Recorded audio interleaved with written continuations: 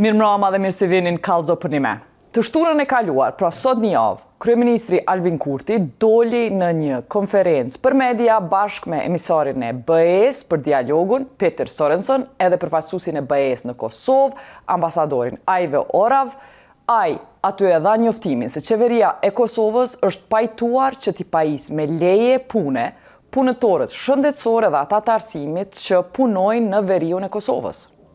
Ky vendim i Qeverisë u mor pak orë para se të niste zbatimi i ligjit për të huajt, i cili nuk do të lejonte që punëtorët e institucioneve paralele të marrin leje pune. Bashkë me këtë vendim, Kryeministri Albin Kurti njoftoi se qeveria e Kosovës do t'i njohë edhe letër njoftimet e strukturave paralele të cilat janë lëshu deri më 15 mars të këtij viti. Ky vendim i Kurtit u përshëndet nga të gjithë, përfshirë edhe autoritetet e Serbisë. Ditë më vonë, Kosova mori njoftime se masat financiare u hoqën edhe tani marrëdhëniet mes Kosovës dhe Bashkimit Evropian po shkojnë drejt një rruge të re të normalizimit. Për çka e shtyu kryeministrin me i marrë këto vendime mjaft radikale në raport me strukturat paralele të Serbisë dhe në raport me gjitha vendimet e marrura deri tash në veri, edhe si do të ecë përpara Kosova në reformat që duhet t'i bëj në drejtësi që ja kërkon Komisioni Evropian, dialog, këto janë gjana tema që të diskutoj me shefin e Zyrës së BE-s në Kosovë, ambasadorin Aivo Orav. Mr. Orav, welcome to our program. Your first time here, but you're leaving soon, having achieved something unusual. Kosovo government that has been asked for a decade to accept documents of parallel structures by international community has not done so until a few days ago. Everybody is kind of going to wonder the most curious question: how did you achieve this negotiation? How did you convince Kosovo government to accept the documents of parallel institutions? First, good evening, and thank you very much for inviting me here today. You are right, those are my last days in Kosovo, as there will be new challenges in my professional life. But yes, I'm very glad that this agreement on 14th of March was reached between the government and the European Union. It was important, and also it will be a basis for the future cooperation between the European Union and the Kosovo government. I'm very happy that the result of this agreement landed very well in Brussels and also in the European Union capitals, because in all of those capitals it was received with a great appreciation. We haven't had a single good thing happen recently between Kosovo and the EU, actually, in terms of there were so many glitches, so many frictions. That's why, could you share with us actually the recipe? How did this work? I mean, there is no recipe. There's a lot of books have been written about the negotiations, but there is not so that you take page number 344 and then you find a way how to handle the situation. Even this 14th of March, we can call it agreement. Some people ask that, yes, agreement, where is the paper, where are the signatures? We can call it also way forward or a common understanding whatsoever. But in diplomacy, it's not black and white. There are a lot of different gray zones between. So how did you convince Kurti to accept the documents of parallel institutions? What arguments? No, I mean, this is not the only element of this agreement. The main issue was that the law on foreigners was postponed already twice. And once also the law is adopted and then more or less appreciated also by international partners here, then the laws have to be implemented finally. And I think what's very important that the government now goes forward with the full implementation of the law on foreigners. Meanwhile, what was agreed, there were some additional steps what perhaps need to be done. And when the law was postponed in the midnight, or agreed to be postponed in January 15th, then also we established the process how to handle it. So our experts of the Queen countries with the government were meeting to see how the implementation is going on. Then there was also a review process when So Prime just Minister... to be clear for the public, we haven't seen these negotiations going on in public, but this is not an all of a sudden agreement like last week. This is something that has been negotiated for 2 months, since 15th of January? Yeah, of course, I mean, if negotiations like that take place, they are not in publicly. There is not much transparency if you really want to have a achievement. Because if things go to public about the negotiations, it means that one or another party don't want to have a result, or they want to put another side under the pressure. So we were talking, yes, with government. We also reached out to the Serbian community here. Peter Sørensen was very much hands-on also, and then finally this outcome is there because the government understood that this is the issue what needs to be solved. Okay, but also can we conclude that diplomacy depends a lot from not the institution, what EU directives you had, but from the people that are implementing. Now new people are on board. Sørensen and yourself are new compared to what Kosovo had. Is it because you are much more diplomatic and you were, people would say, pro-Kosovan in the way you see solutions to the problems? What is most important in diplomacy, it's a trust. To have a trust from the parties. Because nobody is ready to talk to you seriously if they don't trust the mediator. EU is a mediator here somehow. And I have done this job also before in North Macedonia in very difficult circumstances. Nobody likes the mediators.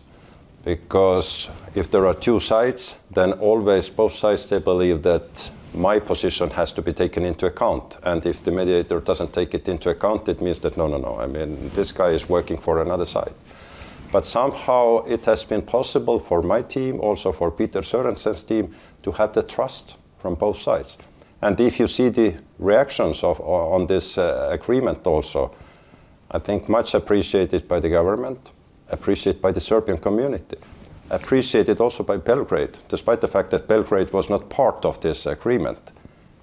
So it means that there is a trust, and I think very much that this trust is a hard currency, what we can use also for the future. Because the normalization is so important. It's important for Kosovo, it's important for Belgrade also, to move forward with the I want to ask you, in my language, because I'm not a diplomat, I'm a journalist, I will say, did you threaten the Prime Minister that you will have harsher mechanisms such as closing the university, closing of the hospital, and EU will put new measures if he doesn't accept these parallel institutions documents? Did you threaten with that? I think first it's not my style at all to threaten anybody. It's important to talk. It's important to listen and to understand if there is really a problem, not to say immediately no, but to find a way how to get this problem to the right channel also. And then with what we can threaten. There were EU measures already on Kosovo, so to tell that there will be more measures, but we didn't have any more measures to do. It was important that those measures were lifted now. Finally, they were lifted a bit some time ago, but yesterday it was officially announced, and I think it's a very big thing. Are those two connected? Did you release the measures also because Kosovo accepted the documents, or is just a coincidence? No. I think it's a coincidence, and quite often, I mean, things in the world just happen. But of course, if we know already how they happened, then it's easy to put it together that because of that, next thing happened and so on. Measures were introduced years ago, and there were concrete reasons for that. But when the local elections took place in such a good way, if the power was handed over to the new mayors in the north, so that's it. And when police was removed from the municipalities in the north, so this was the end of the story.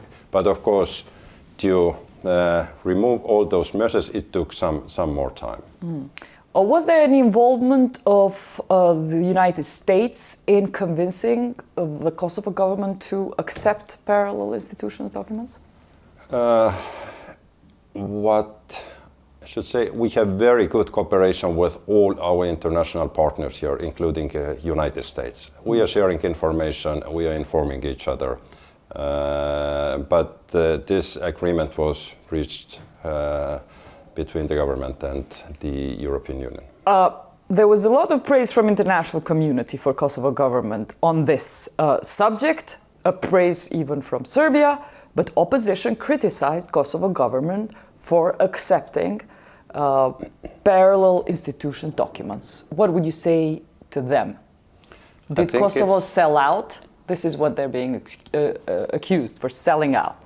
I think it's the job for the oppositions in every country to criticize the government. And if we see the reactions also in Serbia when President and Prime Minister praised this development, then the opposition was very critical also towards the President and Prime Minister in Serbia.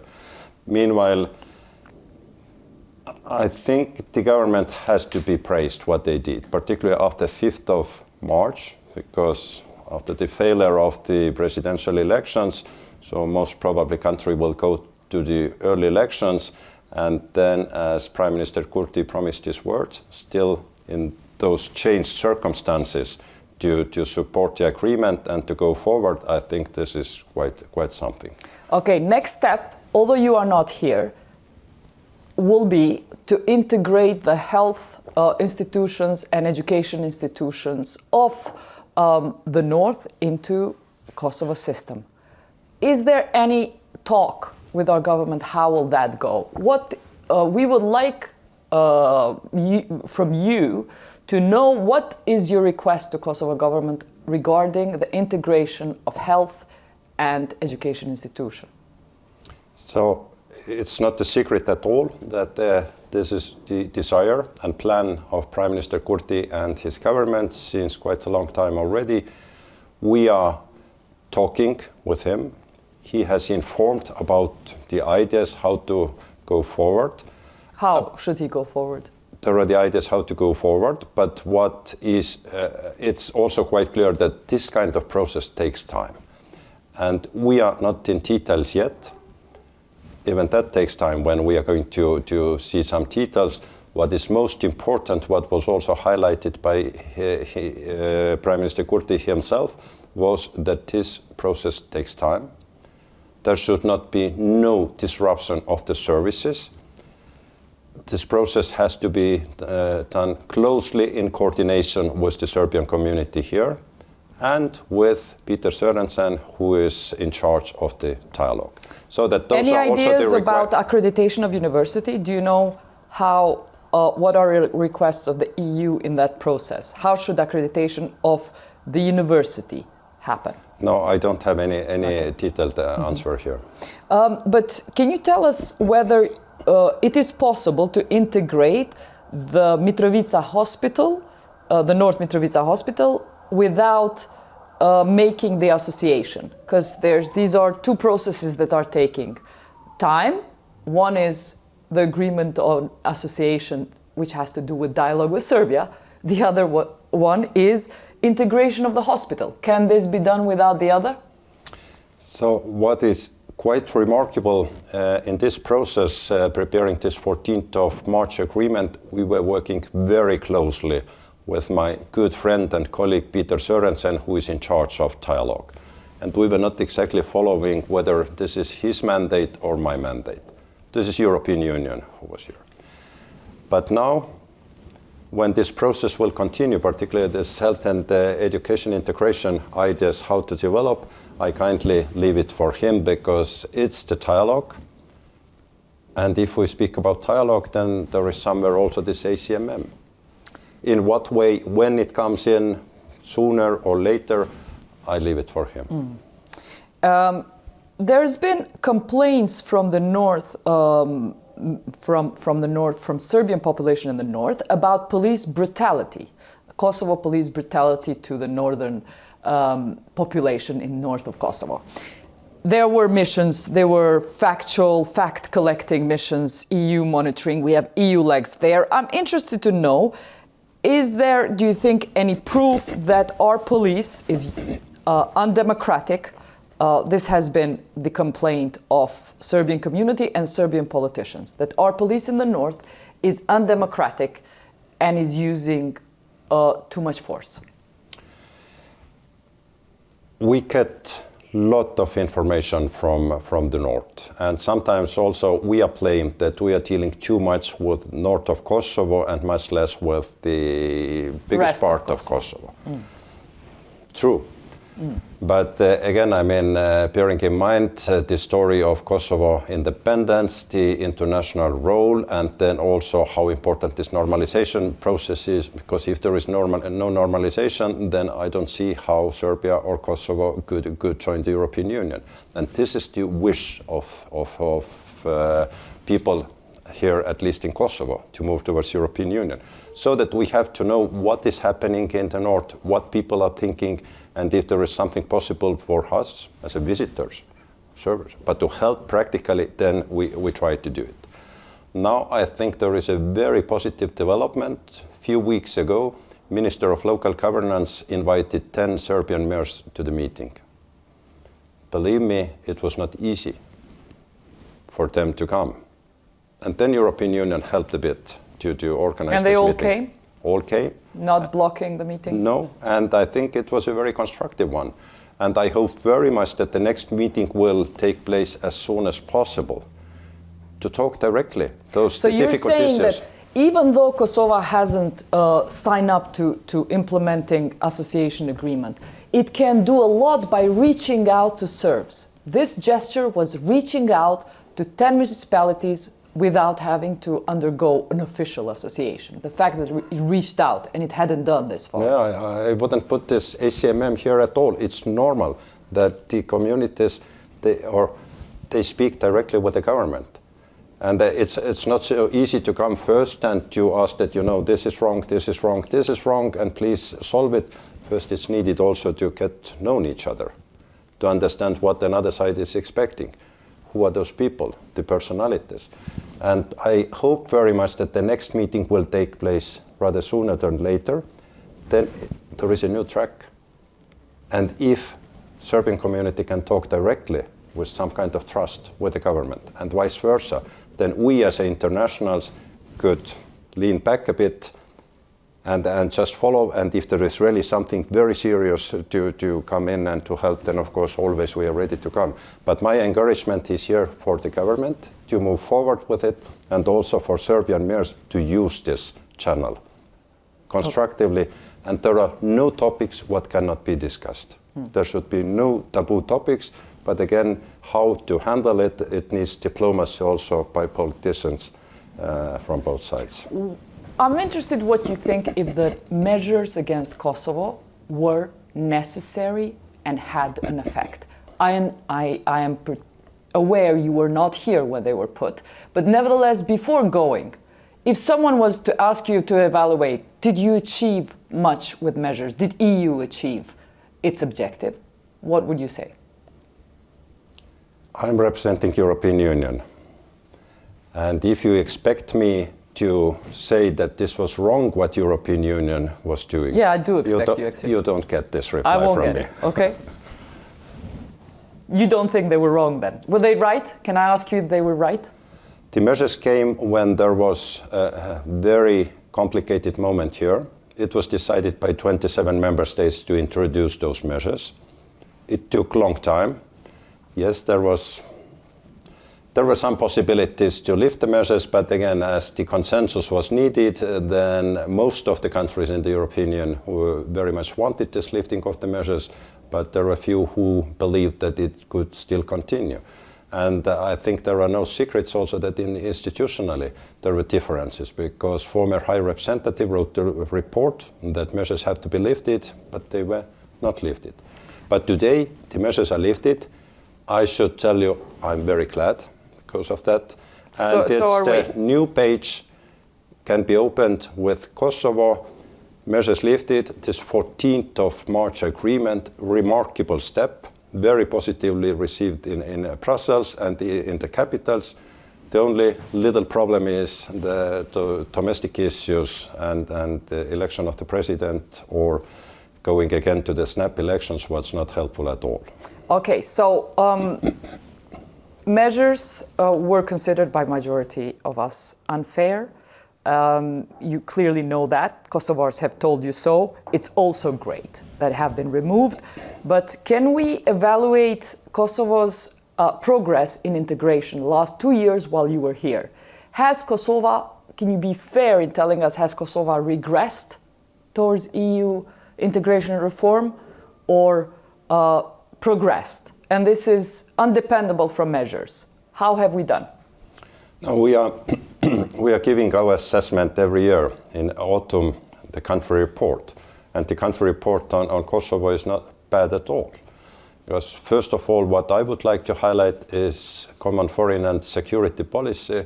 Because now when we see what is happening in the world, every morning just opening the news, it's what is coming today again. And against this background, for us in the European Union, it's important to know who is with us, who is half with us, and who is not with us at all. Kosovo is with us. It's important. But most Kosovars here would tell you, Mr. Orav said, Kosovo was with you when you put measures against Kosovo. You punished Kosovo as EU when we were fully pro-Ukraine, anti-Russian, the most enthusiastic pro-Ukraine country. You punished us. I know it, and it's a difficult question. It's not easy for me to reply to it. Again, just I try to avoid this reply. I'm telling that let's look to the bright future now, and there is a very good possibility to move forward. Measures lifted, 14th of March, if this agreement holds, so no problems in the implementation, because implementation is always an issue as well. And then I hope very much that we can move forward, because there is no big difference with other countries who are applying. Of course, there are two front runners, but on the reforms, Kosovo is doing very well.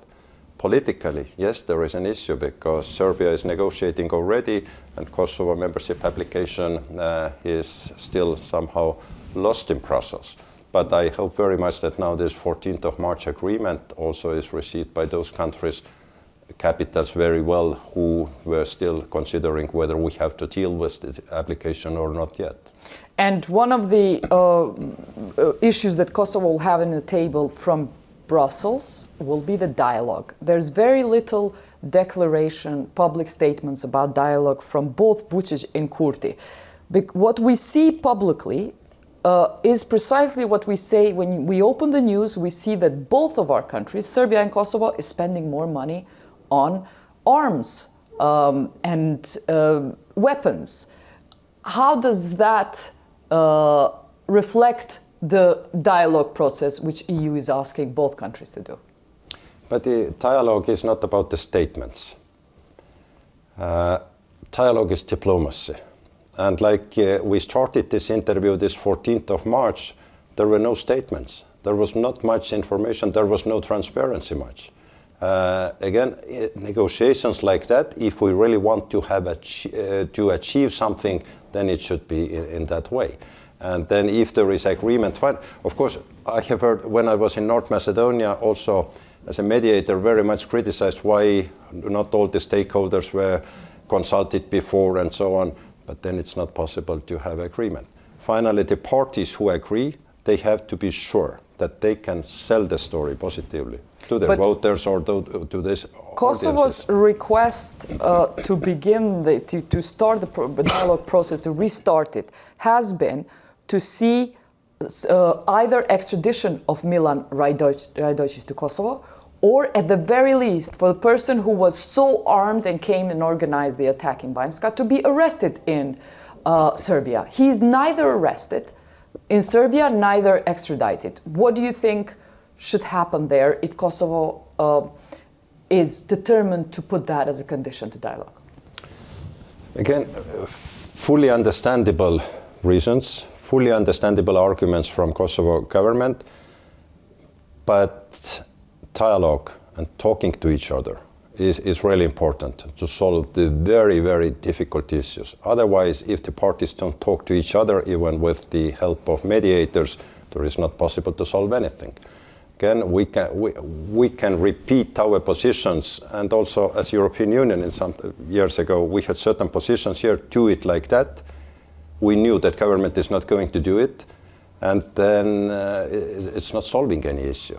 So we have to find the ways how really to solve the issues, and I hope very much that if Kaja Kallas will call to President Vučić and Prime Minister Kurti, then they will be very constructive to find a way how to meet or when to meet, and what needs to be done before. Little scandal that happened, which was a conversation inside our judicial institutions, came out in the public talking about how our prosecution council should not listen to what the EU is asking, speaking an internal conversation, but it leaked, and it was not favorable to civil society the way they refer to civil society and to the EU. Have you asked Jeremy Sufaj, the head of the special prosecution in Kosovo, what was that about? You know, there are so many internal conversations which are happening, and nowadays quite a number of them may also leak. And if we are going to comment all those internal conversations, I mean, what you are talking with your friends somewhere, if you drink coffee, or what I'm talking with my friends, I mean, better not to start commenting it publicly. It was not concerning for you what they said? No, it was EU, and again, I mean, we are here to help Kosovo, to reform, to be better, to be ready for the European Union when the time comes. And judiciary, media, those are the things which are really, really important for the European Union. We give our advice. I know our advice is not always well received, and I know it from my own country. When we were applying the membership of the European Union and NATO, guys from Brussels came and told that please do it tomorrow, and we didn't like it. But then it was also, if you don't do it, then forget the European Union. So we want very much that the judiciary will be independent, continue to be independent, the media is independent, public administration is free of political influences, and this is the way how the country should come to the European Union. But if somebody was to ask you about, have you seen progress in judicial institutions since you were here, last 2 years, how has that relationship been? You have so many progress and so much investment has the EU put in our rule of law. Mm-hmm. What's your evaluation of that reform? I think also in this regard we have some positive news to report, because the Kosovo Prosecutorial Council was able to elect the new chairman and deputy chair of the Prosecutorial Council. So the Prosecutorial Council is functionable again, despite the fact that the 7th member is not appointed yet by the Assembly. And it means also that this council can appoint the new state prosecutor. It's a good news. And those reforms, you know, they are slowly. Isn't it sad that we consider a success for these guys just to appoint somebody? I think this is also success, because otherwise it could be a big problem, and continuous big problem. But now finally it's solved. When I was working in Montenegro, at the request of the European Union, there were in the laws or in the constitution that appointing many key judiciary figures, 2/3 majority in the parliament is needed. It took very long time when there were only the acting ones. Mm-hmm. But finally it worked, and then Montenegro was able to find a way how to handle those issues. Here in Kosovo also, those internal difficulties, different personalities, maybe political influence, I don't know, whatever is behind, but finally it was done, it works, and it moves in the right direction. But there is still much to do in the area of judiciary. We have quite a number of European Union experts with wonderful expertise from our own countries, and actually there will be no shortcuts. So those reforms have to be done, what is needed. Another controversial statement during the time you were here was when Deputy Minister of Local Affairs declared that it was the EU that caused the riots in the north with their actions. He was fired after the statement. What explanation did you get from the government for these statements of his? He was fired. You were happy with that? No, I mean, you asked the statement. There was no statement. He was fired. In terms of projects, we talk about rule of law, your investment in rule of law. While you were here, what are the projects you saw finished that you are most proud with? What was the tangible result? While you were here, what did you manage to finish? 1 year when I have been here, this was the political, how to call it, crisis or political difficulties when the government, the politicians, they were testing the borders of the constitution. And it means also that in times like that, it's not very easy to push the reforms forward.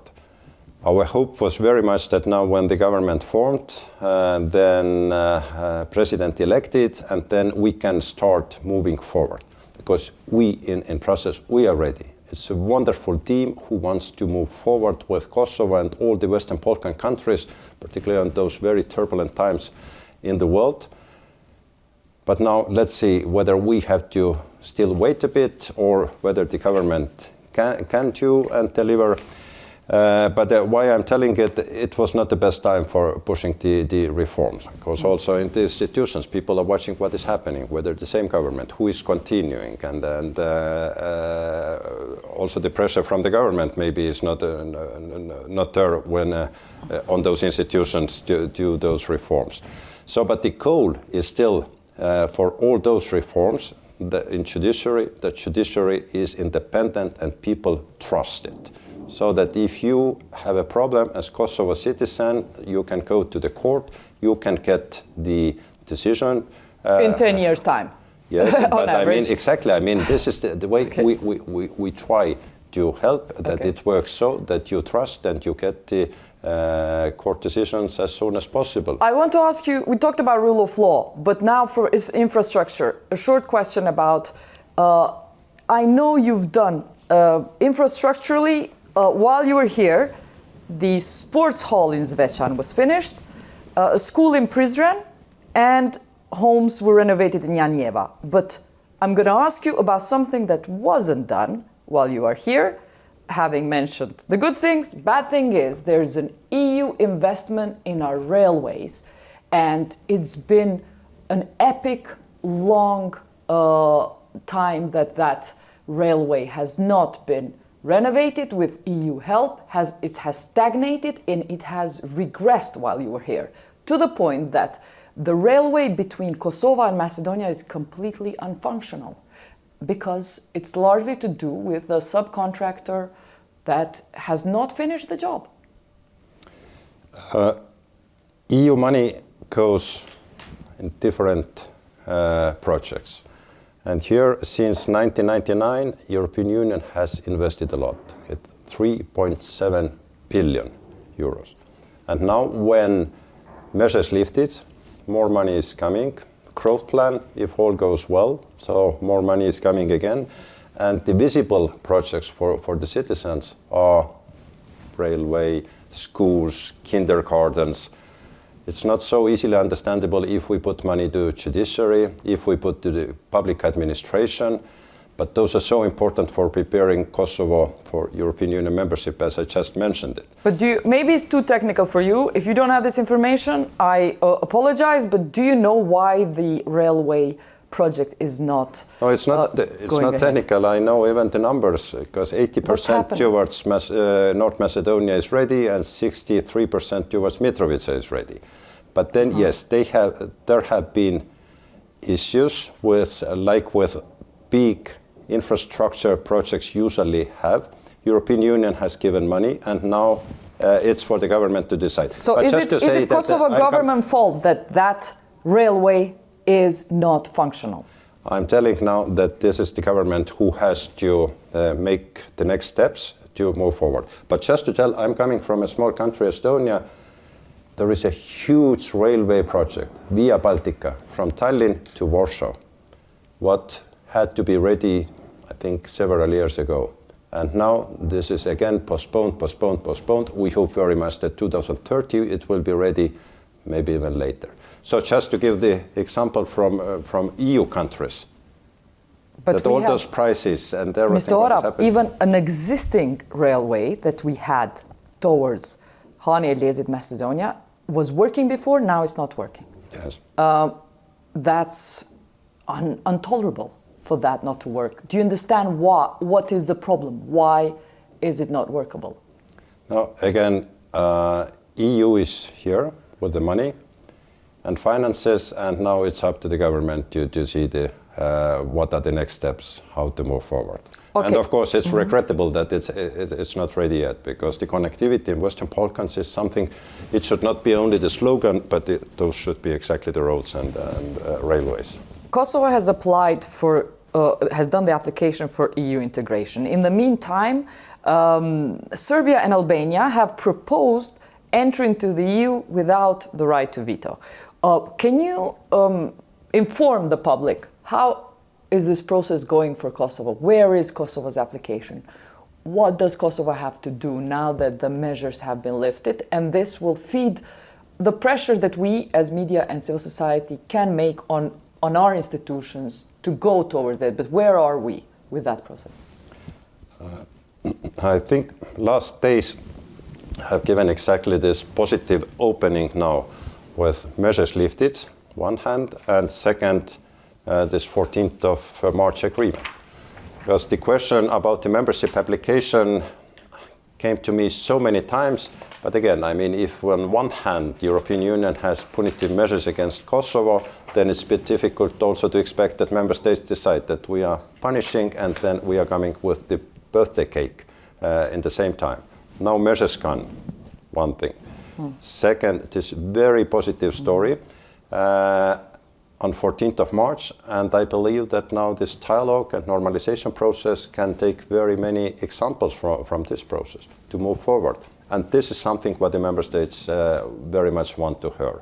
So hope that it helps also to make the decisions in the capitals to move forward with the Kosovo membership application. But the view towards the Balkans, integrating the Balkan economy as well into the EU, economically integrating Western Balkans into the EU, is there a risk that the Balkans looks elsewhere, towards China, towards Asia?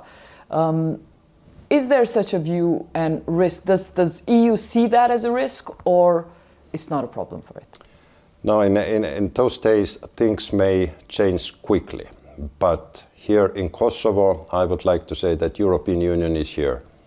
We stay here until Kosovo will join European Union one day, and hoping very much that this day is rather sooner than later. And coming back again, Kosovo's views about European Union security policy, foreign policy, very much aligning with our views. It's difficult to see for us that Kosovo will turn away. And particularly now when we have hopefully the new page and new beginning in our relations. True, this country remains very pro-European, but still economically we have a lot of import from EU, very little export to the EU. What is your analysis why so few of our products are managing to go to the EU?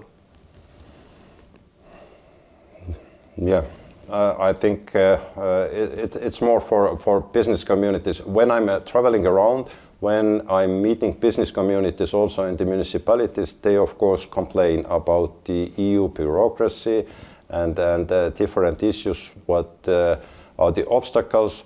Of course, European Union is protecting its market, but bearing in mind that Western Balkan countries want to join the European Union, this cooperation should be much more closer, and my staff and also people in process, they are looking into it, and we try to help as much as in our hands. While you were here, you probably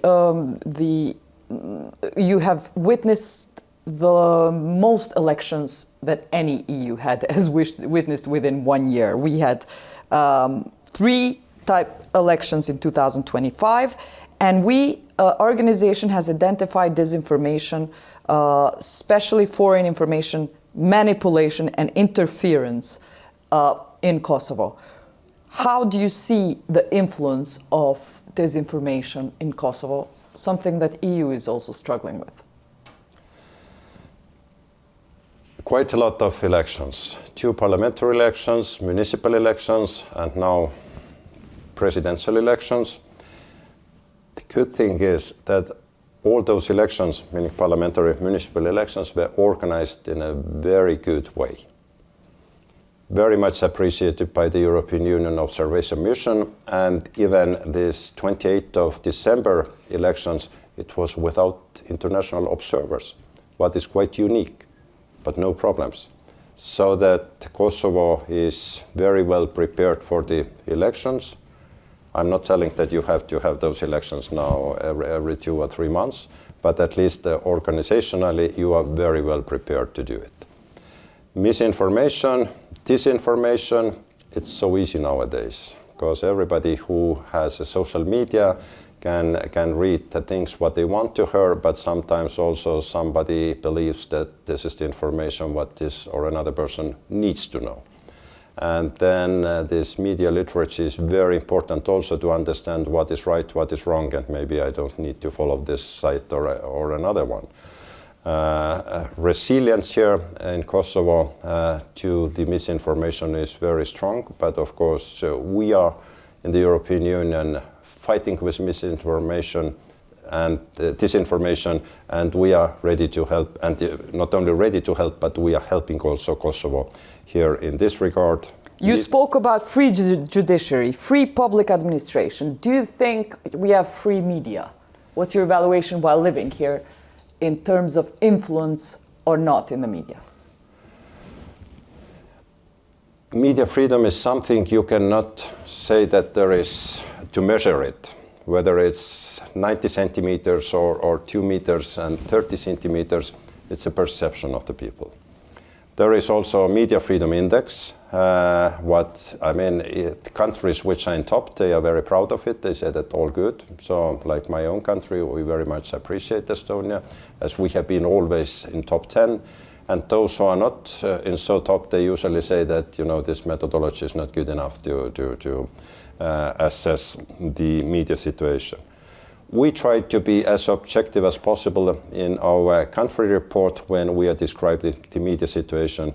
And of course, there is the ownership issues, the financing of media, attacks against journalism, and those are the issues to deal with. What would be your advice as an Estonian to Kosovo about resilience, building resilience in our societies for disinformation? Your country is known to do that well, resilience towards Russian disinfo.